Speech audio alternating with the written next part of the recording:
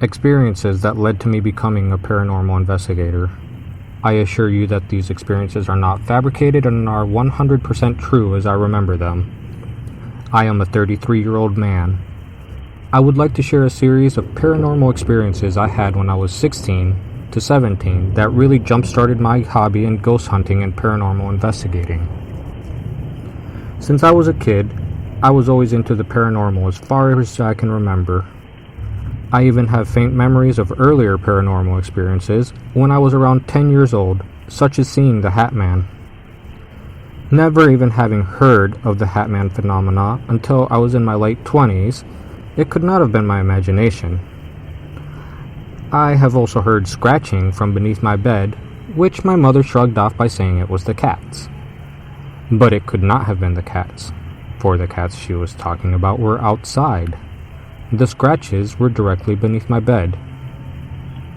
But the experiences I want to share now happened when I was in my mid-teens, and they were truly profound, totally unexplainable, and some were even frightening. This post will be long, so this will take like 15 minutes to read. I was about 16 or 17 years old, living in a small town called Caledonia, in the province of Ontario, which is in Canada, and these paranormal experiences happened around 2004. I had a daughter at a very young age, so while I went to school, I also worked on the side in a small restaurant that mostly sold pizza and breakfast, and business was always slow. It was located on Argyle Street, right across from a bank, and 10 to 15 feet away from the famous Caledonia Bridge. If you were to be driving into town coming from the city of Hamilton, it'd be on the left side of the road right before the bridge. I scored a job from my friend, Graham, who I went to elementary school with when I was younger, when his mother owned the place. When I first started working there, I didn't feel anything bad or think that it was haunted. Although I did get an eerie feeling in the basement. But what basement doesn't give an eerie feeling in an old building? I didn't think much of it. I worked there a week or two before I experienced anything. And I did work alone in the beginning. Later, an older girl named Lindsay, who I think was about 19 or older, started working with me. And shortly after that, things started happening. As I said earlier, business was usually slow. I spent most of my shifts watching DVD movies alone or with Lindsay in the dining area. Now, before I describe the paranormal experiences I had, I want to describe the layout of the restaurant. It is as follows. Picture it from a topographic view like blueprints. Picture a square. At the bottom center of the square is the front entrance. The middle of the square is the dining area, all tables and chairs. At the top center of the square is the entrance to the kitchen. Now picture the top right of the square. It's the entrance to a hallway that extends 12 feet or so. So to verify if you understand the description, if someone was to come out of the kitchen, the hallway would be on their left, and if one were to enter from the front entrance, the hallway would be on their right, if they walk past the dining area. Looking down the hallway, it has a total of 4 doors. 2 doors on the left. First was a male bathroom with 1 toilet and a sink, and a female bathroom a few feet down the hall, which also had a toilet and a sink. 1 door at the end of the hallway, which was a janitor's closet, and then 1 door on the right, which is literally directly across in front of the male bathroom, which is the entrance to the basement. So when one comes out of the male bathroom, first thing they see is the basement door, and they would have to turn right to get back to the dining area. Basement door had a small padlock on it. No one would see inside of an apartment door or house door. The basement door had a small padlock on it that one would see inside of an apartment door or house door to keep strangers out. Lindsay and I talked a lot since business was slow, and it didn't take long until we both discovered that we have a similar interest in the paranormal. One day at work, she told me about her passion in ghost hunting, and how she captures unexplained anomalies, taking pictures and videos of alleged haunted locations. One of which was the Blue Ghost Tunnel in St. Catharines, which is about 30 to 45 minutes drive from Caledonia. This intrigued me because I had heard about that place on a TV show called Creepy Canada. I asked her to show me these pictures and videos, and one day she did.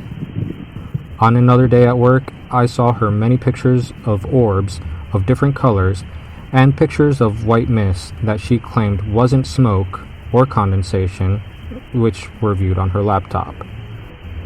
But what intrigued me the most was the VHS tape she played for me on the TV in the dining area.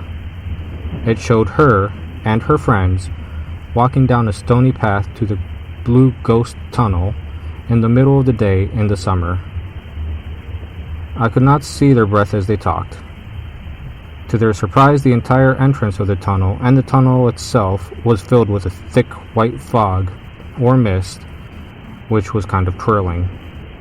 As they entered the tunnel, one could see that it's cold in there because they could suddenly see their breath as they talked in the middle of a hot summer day.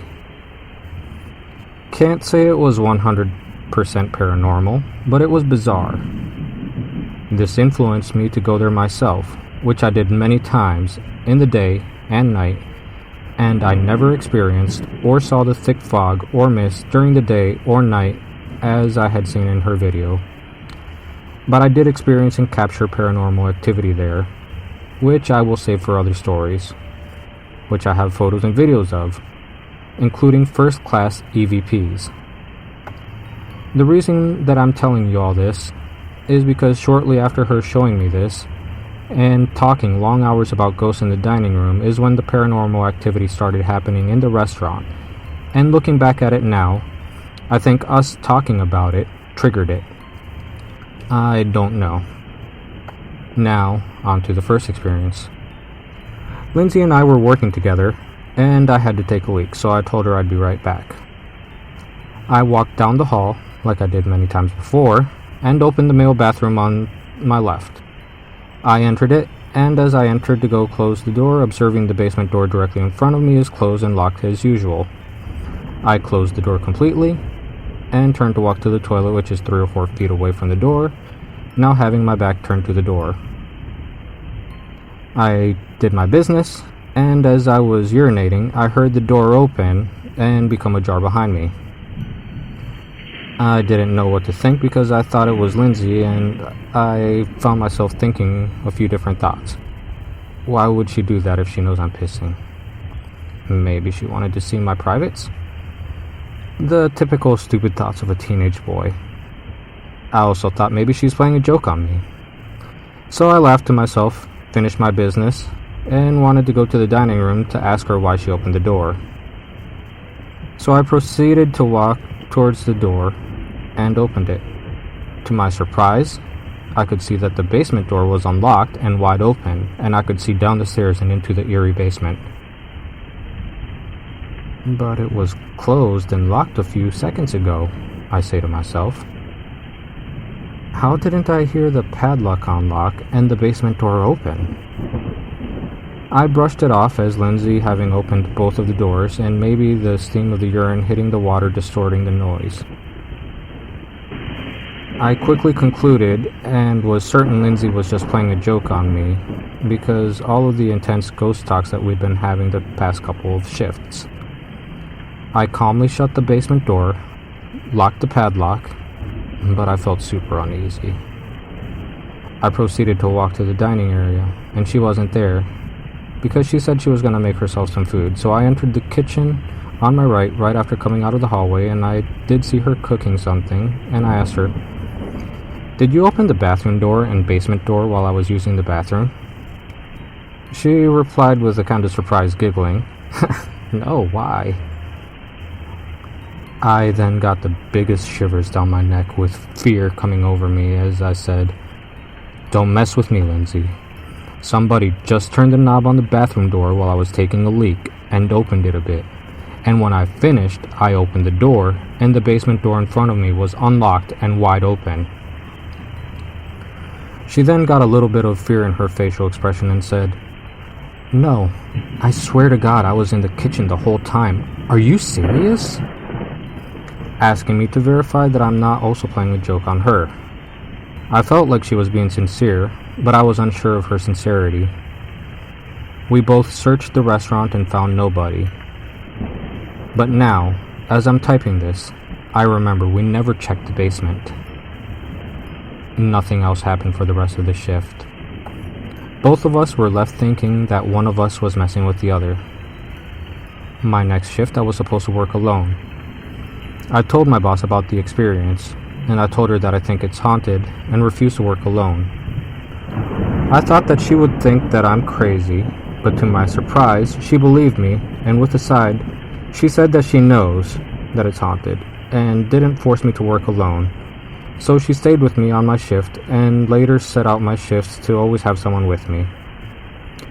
Most of the time it was Lindsay who worked with me. Like 95% of the time it was with her. As time passed over a course of a few weeks, the basement door started to unlock and open on its own, almost at least once every shift. And most of the time, it would happen while Lindsay and I were not in the same room. So I lost the fear, became conditioned to it, and even started to suspect that perhaps maybe it was Lindsay playing a joke on me all along. That is, until one day it happened while we were in the same room. We both saw the basement door locked and closed 100%. We were both doing work in the kitchen. As we both finished in the kitchen and went to go watch a movie in the dining area, we exited the kitchen, and to our surprise, the basement door was unlocked and wide open. We both looked at each other with fear, but a bit of excitement as well, because experiencing paranormal activity gives one a high, a rush of adrenaline, and makes one question reality, especially after confirming that it is indeed real with no explanation. I'm sure you and our listeners who have gone ghost hunting and paranormal investigating, who have experience living in the moment, know the feeling that I'm talking about. We both know nobody else is in the restaurant, and we both know 100% that the door was closed and that the padlock was locked. She expressed to me that she thought I was messing with her the whole time, and I told her that I thought the same about her. We both now know that this is real. This was actually happening. A ghost was actually toying with us. We shut and locked the basement door and acted like nothing happened. This time the ghost did something that it hadn't done yet in the weeks prior. It opened the door again, and again. We closed it and locked it each time that night, but it kept opening the door. We decided to take pictures in the basement. We captured white, blue, and red orbs. After we took the pictures, the activity stopped, as I remember, and we finished our shift and closed the restaurant. Our next couple of shifts it got scarier and more intense. Not like in horror movies, but the activity started to increase and become somewhat aggressive. I don't remember how many shifts this transpired over, but I'll tell them as best I can in the summary below. One time, the basement door kept opening and we kept shutting it, but it wouldn't stop opening. It kind of scared us, but it annoyed us even more. So one day I got courage after it opened, and I stood at the top of the basement stairs and I said to the ghost, "Listen, you've made your presence known. We know you're here. Can you please stop opening this door and scaring us? It's getting annoying." After I said this, I shut and locked the door. What happened next scared the shit out of me. I was in the dining area looking down the hall at the basement door. I literally looked away for maybe 2 to 3 seconds, looked back, and it was open. It sends shivers down my spine just typing it. How did the door open without me hearing it? Can they mute sound? Can they pause time? Surely, I would have heard the padlock and the knob turn. But I didn't, even though I was only like 7 feet away from the door. Out of all the experiences, that was one of the most profound ones that made me want to scientifically research the paranormal. Not only did I not hear any sounds, but I don't even think 2 to 3 seconds is even enough time to unlock and open that door. How did that door open that quick without making noise? And the fact that I asked it to stop, and it didn't, frightened Lindsay and I. Almost as if it said, "Fuck you," through its actions. So Lindsay decided to talk to it from on top of the stairs and shut and lock the door. To our surprise, it stopped for the rest of the shift after she told it to stop. I theorized it was a male and didn't like me, but it or he liked Lindsay because she's a girl. I don't know. I was trying to make sense of why it listened to her and not me. Another time, we were both in the kitchen, and we both came out, and as usual, the basement door was open. But this time, I felt an angry presence. When I entered the hallway to close the door, I heard noises and noticed all 4 doors were open. The male and female bathroom doors, the janitor's closet door, and the basement door are open. Upon further investigation, I hear noises. I hear the tap water running in the washrooms and the janitor's closet, and all the sinks have hot water running, creating condensation in the bathrooms and closet. I shut off the valves and closed the doors. I was scared as hell. Then what happened next was profound. Lindsay and I walked into the kitchen, and the big jug of olive oil was moved into the middle of the kitchen within seconds of exiting and re-entering the kitchen. How? Without any sound. Now that I'm older and don't get spooked so easily, or should I say I still get spooked, but I have a lot more courage, I usually run towards the activity and not away from it, hoping to catch my experiences on camera so that I can share them with the world. But 17-year-old me was not having it. I quit working there because the activity was getting super intense. Too bad we didn't set up IR cams in there overnight and at the time. A couple of weeks after I quit, I later heard from my boss and former boss that it escalated to ripping the cupboard door off. I didn't talk to Lindsay for many years. I'm talking well over 10 years. And my experiences became distant memories.